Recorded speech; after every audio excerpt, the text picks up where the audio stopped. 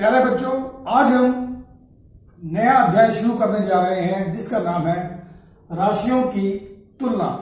बड़ा ही मजेदार और इम्पोर्टेंट ये अध्याय है और आपको यह अध्याय करने में बड़ा ही मजा आने वाला है। तो चलिए हम शुरुआत करते हैं। मान लीजिए कि मेरे पास एक टोकरे में 20 सेब और 5 संतरे हैं। कितने सेब है? 20 सेब है और 5 संतरे हैं। तो मैं अगर इन दोनों की तुलना करता हूं, संतरा 5 संतरे हैं और सेब 20 है, तो यहां से काटता हूं 5 एकम 5, 5 चौके 20, यानी कि प्रति एक संतरे के लिए मेरे पास 4 सेब हैं। तो बच्चों कुछ याद है हम इसे क्या कहते थे? ये हम पिछली कक्षाओं में पढ़ चुके हैं। जी हां, हम इसे अनुपात कहते थे। अनुपात यानी के संतरे की संख्या अनुपात सेब की संख्या, संतरे और सेब की संख्या का अनुपात 1:4 है। और अगर हम इसको भिन्न के रूप में व्यक्त करना चाहे तो हम इसको 1/4 कहते हैं। कुछ रिमाइंड हो रहा है कि हमने पिछली कक्षाओं में 7th क्लास में अनुपात के बारे में जानकारी थी कि हम दो अलग अलग संख्याओं का अनुपात किस प्रकार से ज्ञात करते थे। चलिए देखते हैं कि मान लीजिए एक मोहल्ले में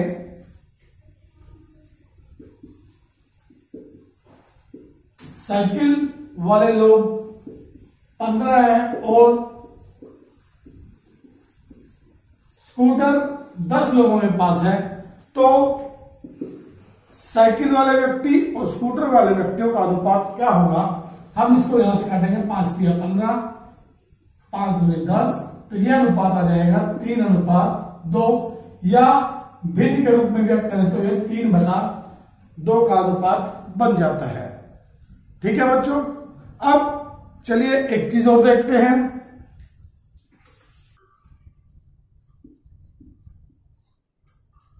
पांच मीटर अनुपात 2 किलोमीटर। 5 मीटर अनुपात 2 किलोमीटर, इसका अर्थ क्या हुआ? यहां पर मीटर लंबाई की छोटी इकाई है जबकि किलोमीटर लंबाई की बड़ी इकाई है। तो क्या 5 मीटर और 2 किलोमीटर इनका अनुपात हम ज्ञात कर सकते हैं? नहीं कर सकते। हमने पीछे पढ़ा है कि अनुपात ज्ञात करने के लिए जो इकाई है दोनों की वो समान होनी चाहिए। तो हम इन दोनों की इकाई को समान करेंगे। तो 5 मीटर अनुपात 2 किलोमीटर को हम पहले मीटर में चेंज करेंगे, यानी कि 2000 मीटर। तो अब ये बन जाएगा 5:2000, यानी कि 1:400। हमने ये भी सीखा है बच्चों कि अनुपात की कोई भी इकाई नहीं होती। जिस तरह यहां पर 1:400, यहां पर हम मीटर, सेंटीमीटर, किलोमीटर कुछ भी नहीं लिखते, या किलोग्राम या मिनट, सेकंड, हम यहां पर किसी भी इकाई का प्रयोग नहीं करते। तो ये तो बात थी बच्चों अनुपात की। चलिए हम एक और टर्म को रिमाइंड करते हैं।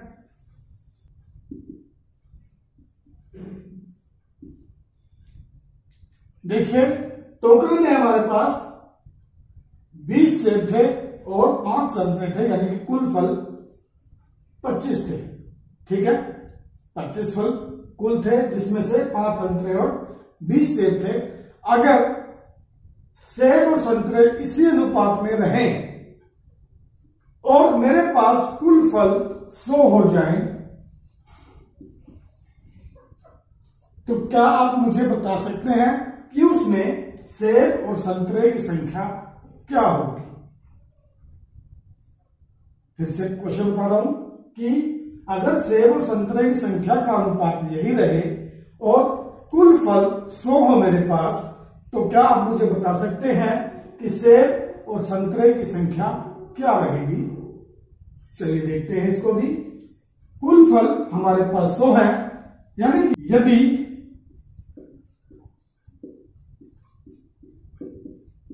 कुल फल 25 है तो संतरों की संख्या बराबर है 5। यही है ना, 25 है तो 5 है। अगर हमारे पास कुल फल 1 है तो संतरों की संख्या हो जाएगी 5/25। एक एक नियम हमने पढ़ा है, यूनिटरी मेथड, उसके अनुसार ही कर रहे हैं कि यदि कुल फल 1 हो तो संतरों की संख्या होगी 5/25। और क्योंकि हमने 100 में से निकालना है, तो यदि कुल फल 100 है तो हमारे पास गुना 100 करेंगे तो 25, 4 ये आ जाएगा 20, यानी कि 20 संतरे। तो सेब कितने होंगे? 100 माइनस 20 बराबर 80 सेब होंगे, यानी कि यदि कुल फल 100 है तो सेब होंगे 80 और संतरे होंगे 20। ठीक है, तो यहां पर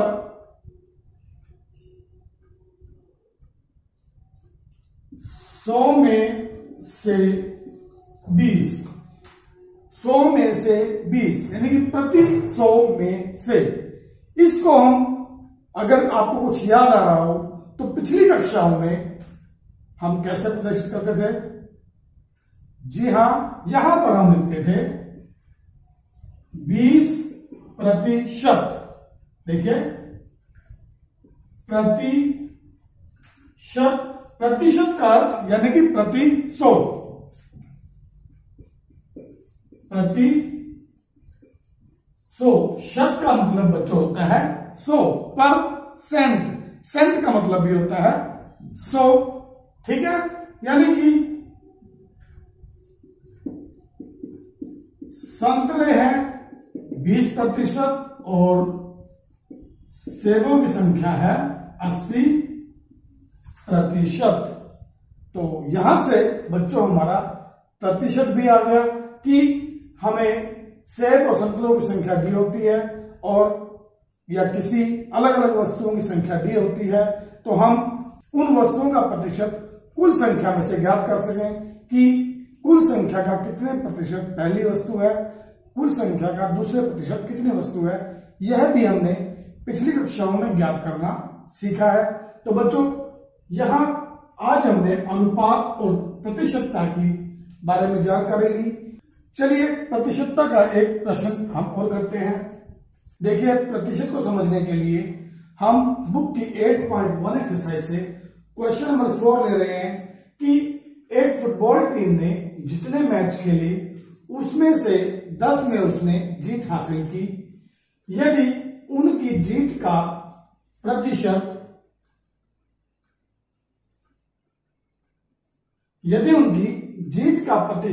40 था तो टीम ने कुल कितने मैच खेले? देखिए, टीम ने कुल 10 मैच जीते हैं जो कि उनके कुल मैचेस का 40% है। तो मान लेते हैं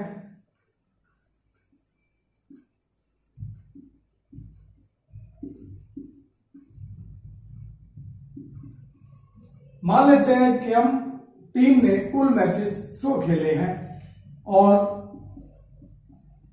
जीत का प्रतिशत है 40%, यानी कि 100 में से 40 मैच टीम ने जीते हैं। तो यहां देखिए, यदि टीम 40 मैच जीतती है तो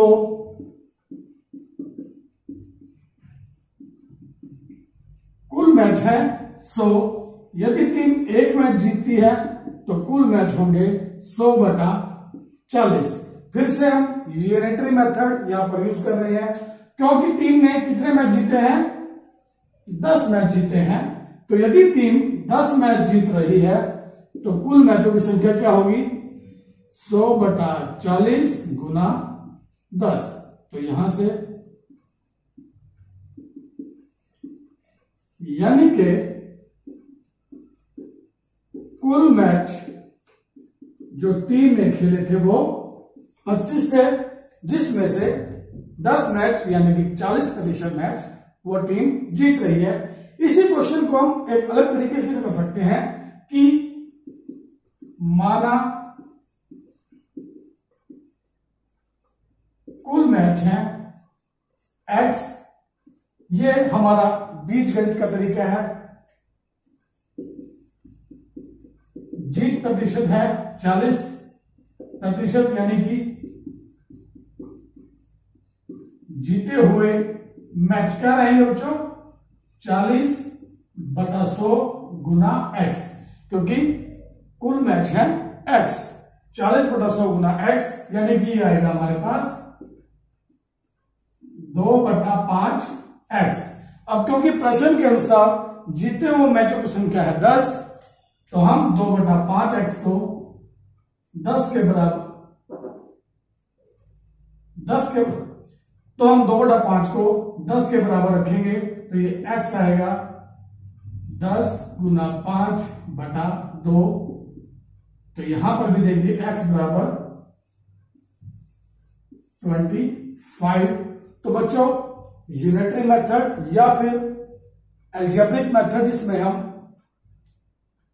वेरिएबल्स लेते हैं, इन दोनों मेथड से हम अपने क्वेश्चंस को हल कर सकते हैं, जहां पर हम परसेंट का यानी कि प्रतिशत का प्रयोग करते हैं। तो बच्चों ये था हमारा अनुपात और प्रतिशत का परिचय। अब फर्दर हम इस चैप्टर को कंटिन्यू करेंगे नई टर्म्स और नए कंसेप्ट के साथ। तो बच्चों जुड़े रहिएगा। Thank you.